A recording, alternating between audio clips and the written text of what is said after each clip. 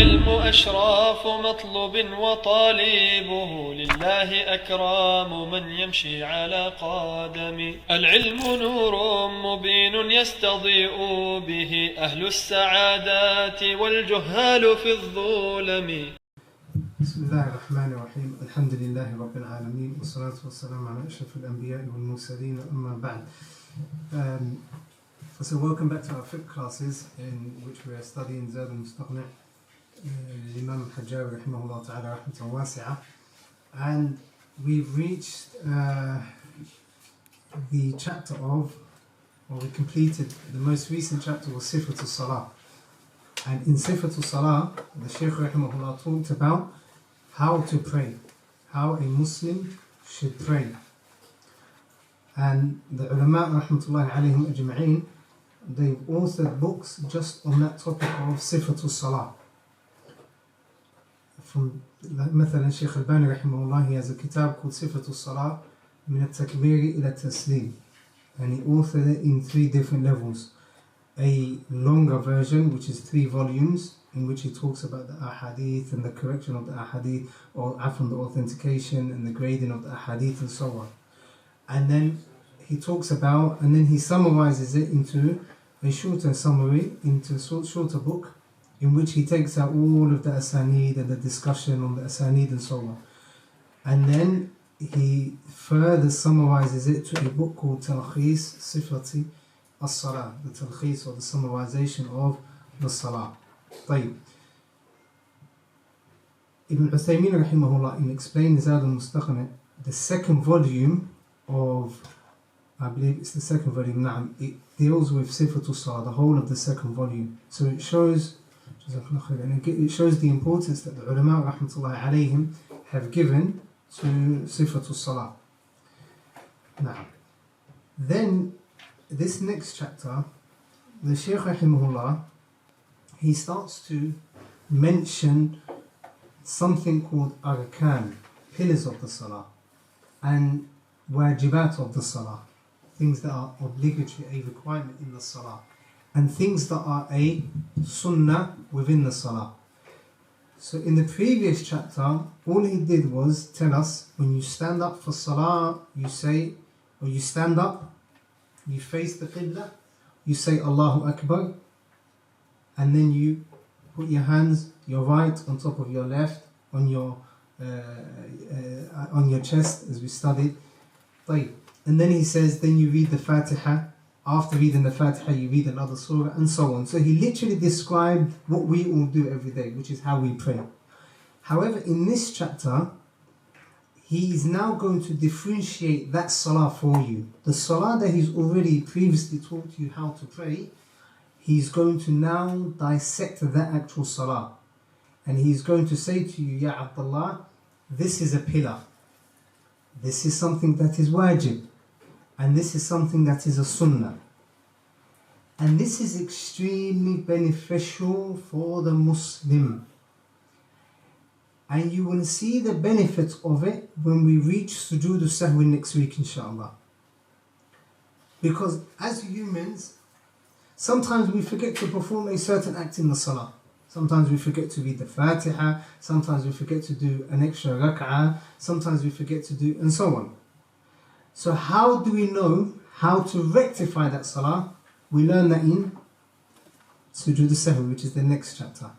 So this is kind of like an in-between chapter of the last chapter, in which he taught us how to pray, and the coming chapter in which he is going to teach us and say, if you miss a wajib out, you do this. If you miss a pillar out, you do this. If he was to say that now, we would say, but you haven't taught us what a pillar is, nor have you taught us what a wajib is. So, and likewise, you haven't taught us what a sunnah is. So we would be in no man's land, we would be confused. However, he is now going to give us a list of what is a pillar, what is a wajib, what is compulsory in the salah, and what is a sunnah. So that is, and then once he gives us that list, and we have that list, in the next chapter, he is going to say, okay, if you make a mistake on this list, then you do this. If you make a mistake on this list, the wajibat list, this is how you rectify it. And if you make a mistake on the sunnahs list, this is how you rectify it. So that is an introduction into this chapter and its importance and its connection to the last chapter and its connection to the what? To the following chapter. Right. There are a few terminologies that I want you to write before we get into the words of the Shaykh rahimahullah. Right. First and foremost, al-arkan, pillars.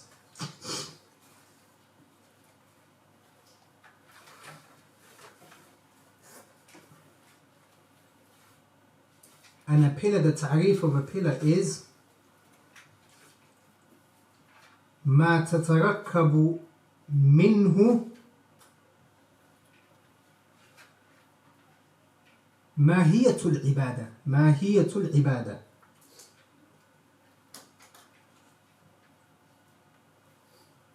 ولا تصح بدونها. ولا تصح بدونها. And this means that which the essence of the ibadah consists of. That which is the action which the essence of the ibadah, the actual ibadah in of itself consists of it. وَلَا تَصِحُ بِدُونِهَا. And the ibadah will not be correct without it. And now if I give you another example, if you have a structure, a building, every building has what? Pillars and foundations. The way to get the foundations and the roof together is to have what? Pillars. If you don't have these pillars, will you have a structure? No. Likewise, if you don't have these pillars, you don't have ibadah. That is correct. مثلا, for example, Hajj. A Muslim wants to go to Hajj. And then they do not stand on the mountain of Arafah. That is a pillar of Hajj. Therefore, there is no Hajj for the person that doesn't stand in Arafah. If we come back to the Salah has pillars. If these pillars are not met, then your what? Ibadah is invalid. That is the meaning of a pillar. Write a question. What is a condition, first and foremost? Write that down. What is a condition? And I want you to answer it because we studied it. What is a condition? That give us a not usul definition, the fuqaha, يعني an easier definition. جزاك الله خير. يعني using the ما تتركب, similar to that. Something that goes after or before. Something that goes before the ibadah. And it has to be met from beginning to end. And without it, the salah is invalid or the ibadah is invalid. That is a condition. The next possible question is, what's the difference between a pillar and a condition then? Both of them you said that they are in the ibadah or before the ibadah. And you've also said without it, the ibadah is invalid. What is the difference? The difference is, write this down. Shurut, conditions are before the ibadah. Shurut, conditions are before the actual ibadah and they follow you right to the end.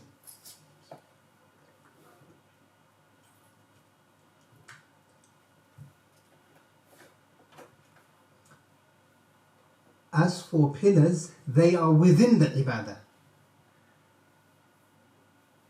They are within the ibadah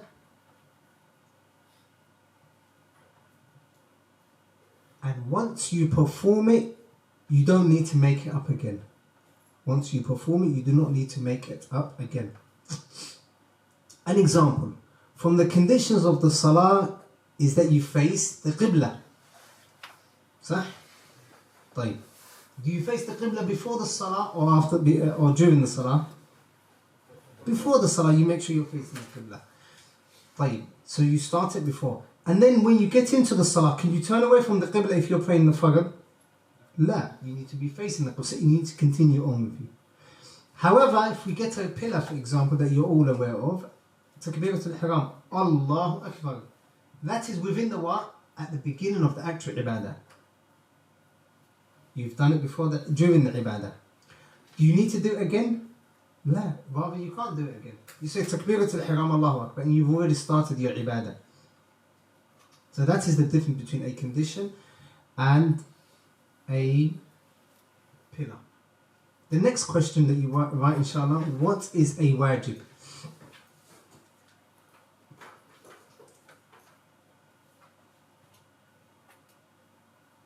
So you write الواجب يكون داخل الصلاة يكون داخل الصلاة ويسقط بالسهو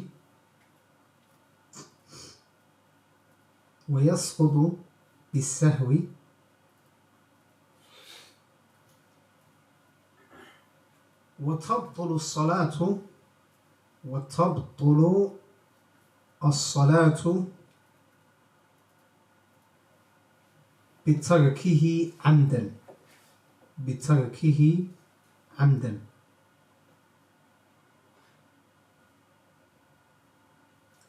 So you will realize that wajib consists of three components, right? Number one, يكون داخل الصلاة. It is within the salah. Right? It is within the salah. Afwan, I should have mentioned the three components of a rukn. Go back to rukn for 1 second. And the three components of a rukn are لا تصح الصلاة بدونه. Write this down. The salah will not be correct without the pillar. Components of a pillar. لا تصح الصلاة بدونه. The salah will not be correct without the pillar. ولا يسقط بالسهو والجهل. It is not excused if you forget to perform it or if you are ignorant of it. ويكون داخل الصلاة, and it is in the salah.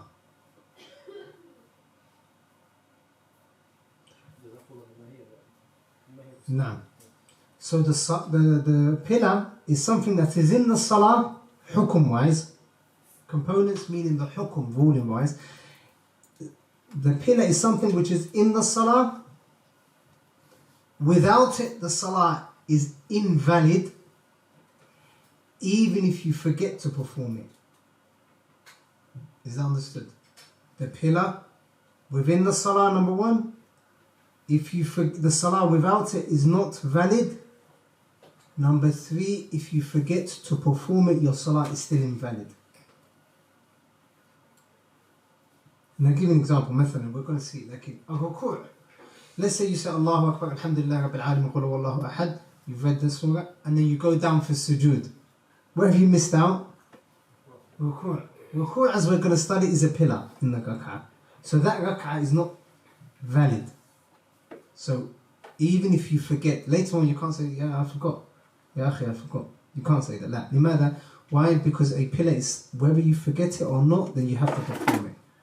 Is that understood? Let's go back to the wajib. The wajib, we said it is what? Dakhil as-salah. It is within the salah.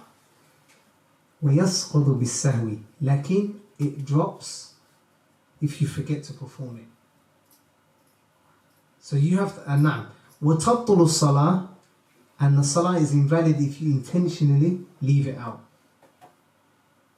مثلا, let's say for example now, we're going to study like in, you know the middle tashahhud, let's say we're praying Salat al-Isha. The first tashahhud, which is the middle tashahhud, that is something which is called a wajib. So based on this, it is within the salah, صح? Right? Lakin what happens if you forget to do it? If you forget to perform the middle tashahhud, you carry on with your salah. مثلا, you stand up for the third rak'ah and you realize that you're reading Alhamdulillah Rabbil Alameen, and you're in the third rak'ah. Do you go back down? No. You carry on with your salah. So you've forgotten that wajib, right? But your salah is still valid. Is that understood? How do you rectify it? We're going to see in the next chapter. Lakin, what about if you intentionally leave that tashahhud out? Mathalan, you're in a rush and you are now in the second rak'ah. You sit up, instead of doing tashahhud, you think, I'm in a rush, so let me just do the tashahhud later on. You intentionally leave the middle one out and then you stand up for your third rak'ah. Is your salah valid from that point onwards? La. Why? Because you intentionally left out a wajib. So the difference is what? With a rukun, whether you forget, whether you intentionally leave it out, in any case is invalid. Like in the wajib, if you forget to do it, then you can make it up. There's a way of rectifying it. Like if you intentionally leave the wajib out, your salah is invalid. You with me so far? Like, what is the difference between a rukn and a wajib?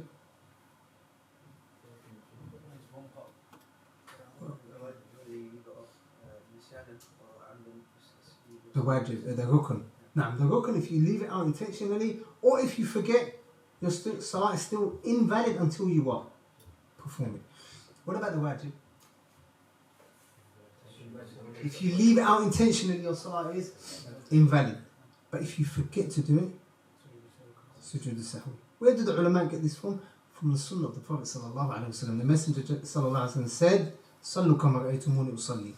And when they looked into the Sunnah of the Prophet sallallahu alaihi wasallam, they found that these were the ahkam. طيب. The third terminology is as-sunnah. As-sunnah. And that the definition is يكون داخل الصلاة, يعني as-sunnah, it is within the salah, وتصح بدونه, and the salah is valid even if you leave that sunnah out, عمدا أو سهوا.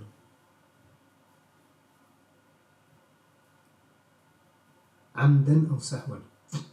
Whether you leave it out intentionally or whether you leave it out by forgetting.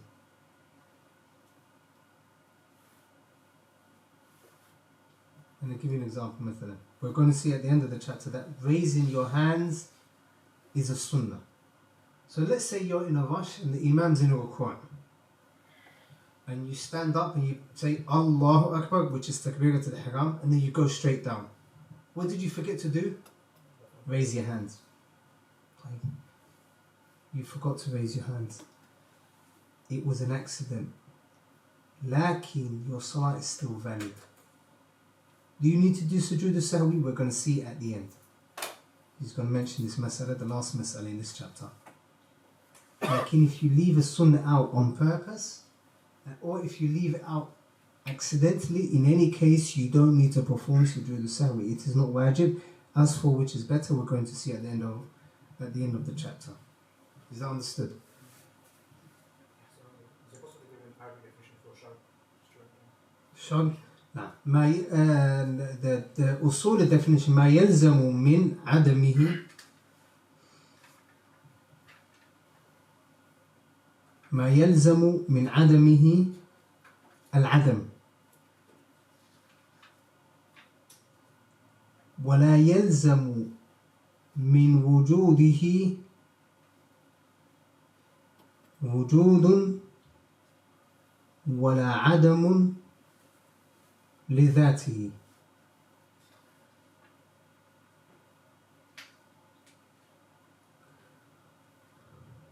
And we're going to see this inshallah when we're studying waraqat in the next level inshallah. And we studied this al-usul min ilm al-usul. And the reason why that definition is a definition usuli, and when you look at the fuqaha don't give so much attention to definition, but to the ta'rif. The most important thing is that you know that a condition takes place before the salah and you must perform it.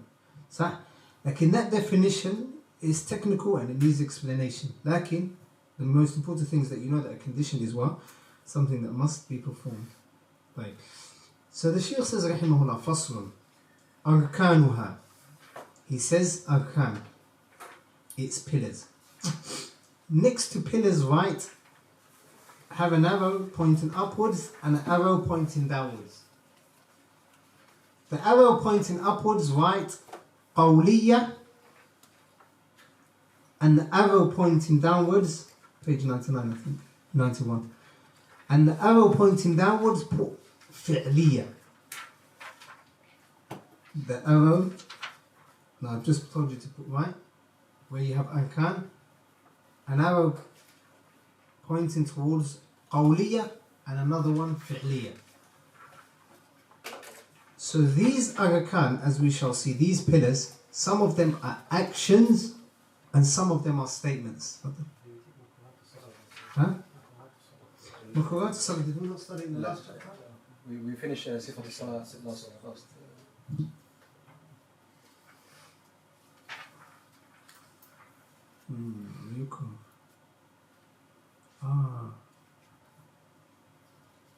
Well, so why don't you tell me before I started it? No.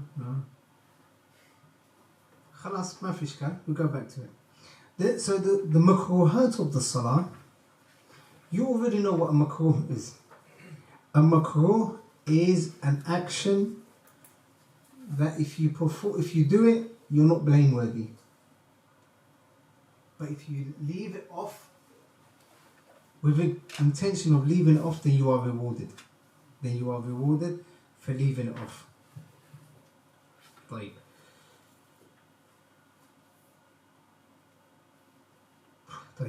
The Shaykh says, rahimahullah, faslun, وَيُكْرَهُ فِي الصَّلَاةِ, and what is disliked in the salah.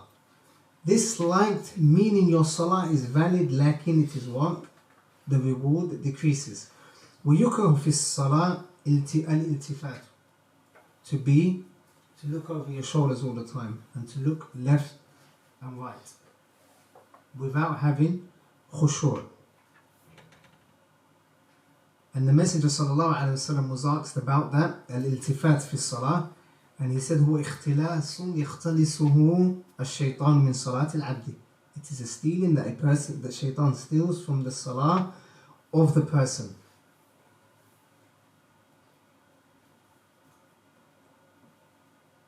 Why? Because when a person is standing in salah, they are standing in front of Allah subhanahu wa ta'ala, and they need to have complete khushu'. They need to have complete khushu'. Al-iltifat, you can say different types. Al-iltifat bi-ra's, moving your head without a need.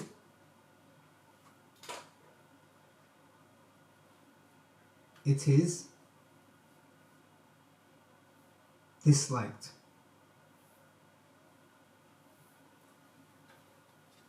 Without a need. And the ulama, they mention a fa'idah or a qa'ida, لا كراهة مع الحاجة. لا كراهة مع الحاجة. There is nothing that is disliked with a haja, when there is a need. When there is a need.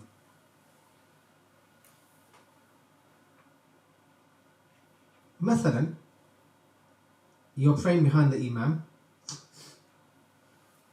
Looking around is what? Disliked in salah, right? We've already established that. Lakin, you're not sure what rak'ah the imam is on. Or you're not sure if he's in tashahhud, for example, the speaker cuts off. You're not sure whether he's in tashahhud or if he's standing.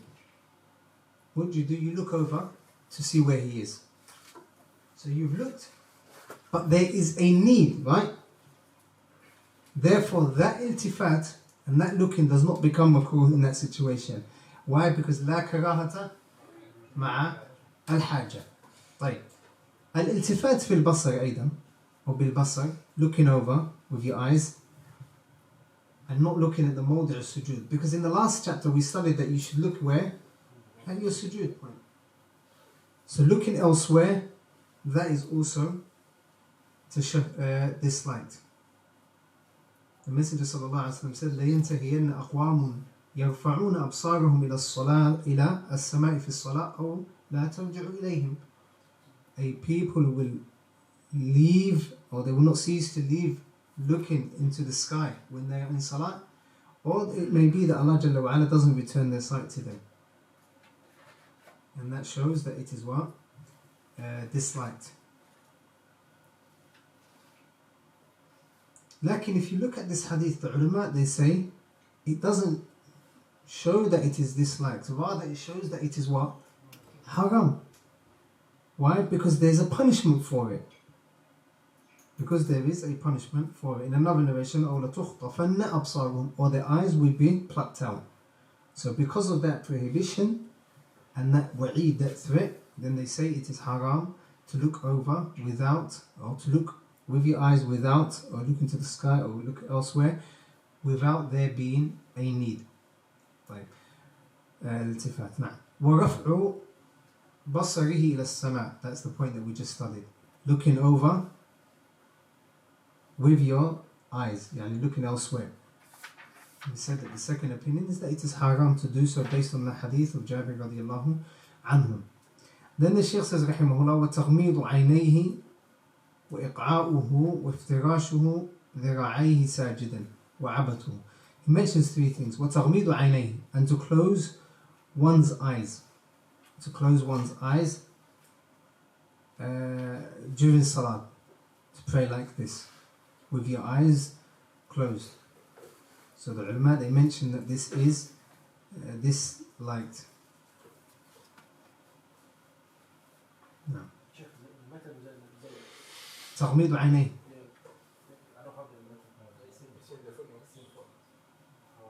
Now, with the print, sometimes you will find that it's there are different nusakh. There are different nusakh. There's a masala that we came across not long ago, in which it was in the matan. It wasn't in the matan. It was to do with shak. I think it was in Bab Salah. It was to do with shak. It was in the hashiyah, in the bottom. طيب. نعم.